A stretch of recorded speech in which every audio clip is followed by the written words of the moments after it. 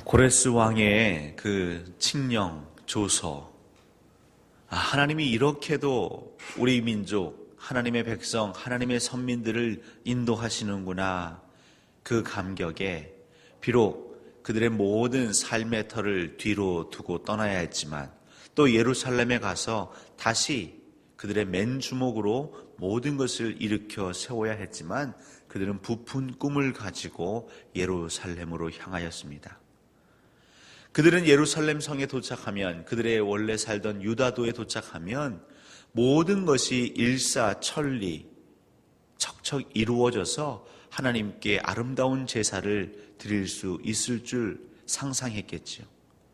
하지만 오늘 본문을 보시면 1절입니다. 이스라엘 자손이 각자의 성읍에 살았더니, 이제 그들이 원래 살았던 고향, 그 부모의 고향, 그 성읍에 돌아간 것이죠. 근데 그렇게 산지 7째 달에 이르러 일제히 예루살렘에 모였다고 합니다. 그 예루살렘에 모여서 그 백성들이 1년이면 3번 절기에 예루살렘에 모이는 것이죠. 그들 생각 같아서는 정말 더 빨리 우리들이 예루살렘에 또 유다도에 돌아온 기념으로 모이면 좋겠거늘, 그들은 그들의 성읍에 머물다가 예루살렘에 7째 달에 이르러 도착하게 됩니다. 과연 그 시간에 무슨 일이 있었을까요? 무엇보다 제사장들은 굉장히 바빴을 것입니다. 레위인들은 참 바빴을 것입니다. 하나님이 모세에게 주셨던 그 규례대로 제사를 드리려면 준비할 게 많습니다. 번제단도, 또 법궤도, 향단도, 물두멍도, 그것들을 하나하나 만들어야 하는 것이죠. 그런 것들을 만드는데 시간이 걸립니다. 그리고 하나님이 명하시는 그 절기까지 기다리는 것입니다. 그렇게 하여서 그들은 말씀대로, 규례대로 아침 저녁으로 그들이 해야 할 원래의 그 모습대로 제사의 원형을, 예배의 원형을 회복합니다. 그렇게 조금씩 이제 이전에 그 영화로웠던 이스라엘, 그 영화로웠던 웅장했던 예루살렘 성전을 사모하기 시작하는데요. 하지만 오늘 12절에 가보시면 거기에 대한 반응이 조금 엇갈리게 나오고 있습니다. 제사장들과 레위 사람들과 나이 많은 족장들은 첫 성전을 보았으므로 이제 이 성전의 기초가 놓임을 보고 대성통곡하였으나 여러 사람은 기쁨으로 크게 함성을 질렀다고 합니다. 첫 성전, 이 말은 지금은 그 첫 성전이 없지요. 왜냐하면 그 바벨론 또 아수르 침공을 받으면서 그 솔로몬 시대에 지어졌던 웅장하고 영화로웠던 그 성전은 모두 다 불타고 무너지고 남아있는 것이 없었습니다. 그래서 이스라엘 백성들이 포로로 끌려가면서 제일 마음 아팠던 것은 성전이 무너지는 것이죠. 다윗 시대부터 그들은 법궤가 가는 곳마다 여호와 하나님이 함께 하신다 생각했습니다. 전쟁이 있을 때마다 그 법궤를 앞세워가며, 요단 강물을 건널 때에도 그 법궤를 앞세워가며 하나님이 우리와 함께 하신다, 그 하나님의 임재, 이스라엘 백성들만큼 하나님의 임재를 사모하는 백성도 없었던 것입니다. 성전은 여호와의 임재가, 여호와 하나님이 함께 하시는 곳의 상징적인 장소인 것이죠. 이 땅에 있는 것 같지만 그곳은 하나님의 나라인 것입니다. 하나님의 통치가 임하는 곳입니다. 근데 그 성전이 무너진 것이 그들의 마음에는 늘 괴로움이었죠. 그리고 이제 돌아와서 그 성전의 기초를 놓았는데요. 이제 건축을 하시는 분들은 그 건물이 지어질 땅을 보고 그 기초가 어떻게 놓였는지를 보면 지어져 있지는 않지만 어떤 건물이 어떤 형태로 올라가겠다 대충 추측할 수 있을 것입니다. 이 규모가 어느 정도이고 얼마나 웅장하고 화려할까 나름 상상해 보는 것입니다. 오늘 본문으로만 비추어 봤을 때 그 솔로몬 시대에 지어졌던 그 성전, 그 기초, 터와는 비교하지 못할 초라함이 묻어나는 것이죠. 그래서 이전에 예루살렘 성전을 보았던 사람들, 그 영광, 그 웅장함을 경험했던 사람들은 지금 지어질 그 성전을 보고 대성통곡하였다. 이것이 그 감격의 통곡일 수 있지만 사실은 그 초라함에 이전과 비교되지 않아서 속상함에 눈물이었던 것이죠.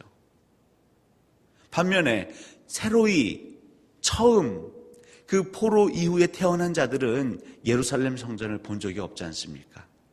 그들은 그 무너졌던 아무것도 없던 터에서 새로 성전이 지어진 그것만으로도 기쁘고 행복하고 어떻게 그 감정을 표현할 수가 없는 것이죠. 오늘 이 본문은 무엇을 의미합니까? 하나님의 교회가 지어짐에 있어서 회복됨에 있어서 그것을 바라보는 다양한 사람들의 어떻게 보면 정반대의 감정들이 동시다발적으로 우리에게는 일어날 수 있는 것입니다. 처음 교회가 세워져서 그때의 그 가족 같았고 그 평온했고 은혜가 충만했던 그것을 기억하는 자들은 때때로 지금의 모습에 아쉬움을 얘기할 수도 있습니다. 또 어떤 이들은 그런 예배조차도 정말 하나님께 아침 저녁으로 그 규례대로 드려지는 번제를 경험하지 못했던 자들은 그것만으로도 감사하고 기쁠 수 있는 것이죠.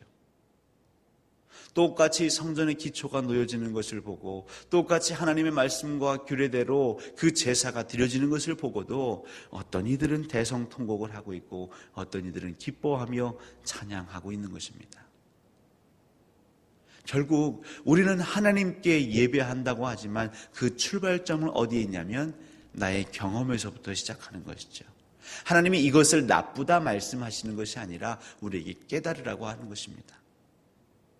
나의 출발점이 어디에 있는가? 나의 기준을 어디에 두고 있는가? 나의 이상은 어디에 두고 있는가?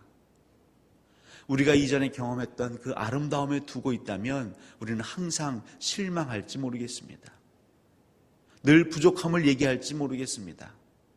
어떤 사람에게는 은혜와 평강이 넘치는 예배가 항상 무언가 부족한, 그 2% 부족한. 그래서 내 마음을 울리고 감동시키기보다는 알게 모르게 섭섭하고 아쉽고 안타까움을 자아내는 자리가 될지도 모르겠습니다. 그러면 우리는 어떻게 하는 것입니까? 방법이 없는 것이죠. 내 자신을 늘 비워내는 것입니다.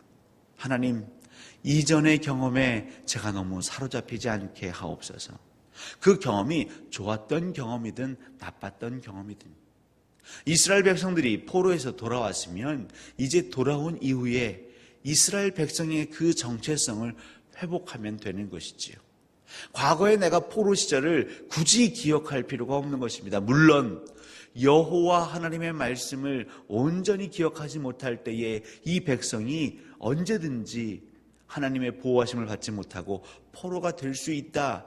이 정도의 가르침 깨우침은 마음에 새길지언정 그곳에서 비참하게 살고 노예로 살고 우상 숭배하며 받았던 그 영향에 젖어 살 필요는 없다는 것입니다. 애굽을 나왔던 백성들이 늘 그 애굽 과거에 매어서 그때 먹었던 음식, 그때 누렸던 나름의 그 풍요, 비록 노예였지만 누울 곳이 있었고 잠잘 곳이 있었고 그들의 취미나 그들의 기호를 맞춰줄 수 있는 그 음식이 있었음을 그들은 늘 아쉬워했죠. 그랬기 때문에 하나님께서 늘 그 앞에 현현하셨는데도 어떻게 자연적으로 우리가 과학적으로 논리적으로 설명할 수 없는 그런 신비적인 현상들을 경험함에도 그들은 큰 감격을 누리지 못했던 것 아니겠습니까?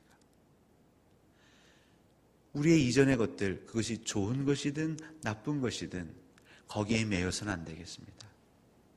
오늘, 바로 오늘 우리는 하나님을 만나는 그 날마다 새로운 마음을 주십시오. 새 영을 허락해 주십시오. 내가 예수 그리스도를 처음 믿는 것처럼 기대하게 하시고 미리 지레짐작하지 않게 하시고 오늘 하나님께서 나를 어떻게 인도하실까? 오늘 성령님께서 나를 어떻게 인도하실까? 내가 기도할 때 우리 하나님은 내게 무엇라 말씀하실까? 만약 그렇지 않는다면 이스라엘 백성들의 제사는 우리가 흔히 말하는 매너리즘에 빠질 것입니다. 어제도 그제도 오늘도 내일도 달라질 것이 없는 제사입니다. 제사장들이 하는 그 제사의 행위는 변함이 없습니다. 1년 365일 항상 같습니다. 대속죄일을 제외한 대부분의 날들은 늘 반복됩니다. 똑같은 일상이 반복됩니다. 똑같은 제사가 반복됩니다. 근데 어떻게 그곳에서 매일매일 찬양할 수 있을까요? 매일매일 감격을 누릴 수 있을까요? 그것은 어제 만났던 하나님에 매이는 것이 아니라 오늘 만날 하나님을 기대하는 것이죠. 내가 이전에 만났던 하나님의 그 자리, 그 환경을 고집하는 것이 아니라 내가 지금 하나님을 만나는 이 자리에 우리는 자족하는 것입니다. 오늘 2016년 12월 27일 바로 이 순간을 깊이 기억하십시오. 성전에 들었을 때에 이렇게 따뜻하고 평온하고 안전하게 예배할 수 있는 이 광주 동산교회 성전, 이 하루하루 순간순간을 기억하십시오. 물론 주변의 많은 사람들은 그 통곡 소리인지 기뻐하는 소리인지 분간을 못했다고 합니다. 하지만 하나님은 알고 계시지요. 그 예배하는 가운데에 정말 기쁨의 마음을 드리는 사람과 똑같이 예배하는 가운데에 뭔가 불편함으로 아쉬워하고 안타까움을 토로하는 사람과 하나님은 알고 계시지요. 우리 하나님 그래서 더 마음이 아프신 것입니다. 모든 형제자매가 함께 기쁨으로 동참하지 못하고 누군가에게는 이 예배의 자리가 아쉬움과 아픔이 된다고 해서 하나님은 오늘도 우리 가운데 일하실 것입니다. 우리가 해야 할 것은 우리의 마음을 여는 것입니다. 우리 생각의 빗장을 거두어내는 것입니다. 하나님, 내 안에 오셔서 내 마음의 밭을 기경해 주십시오. 딱딱하게 굳어져가는 이 밭을 갈아엎어 주십시오. 날마다 갈아엎어 주셔서 하나님의 말씀의 씨앗이 내 안에 들어와 심겨질 수 있도록, 씨가 뿌려지는 것, 그것으로 끝나는 것이 아니라 그 땅 속에 심겨질 수 있도록 오늘 이 예배를 통해서도 나의 생각을, 나의 감정을, 내 심령을 갈아엎어 주십시오. 오늘 성령 하나님께서 곡괭이를 드시고 호미를 드시고 쟁기를 드시고 여러분의 마음 가운데 찾아오실 것입니다. 여러분의 생각과 그 심령 가운데 찾아오실 것입니다. 그 성령님을 맞아들이시고 그 말씀이 여러분을 주장하려고 할 때에 순종하시는 이 복된 하루 되시기를 주님의 이름으로 간절히 소원합니다.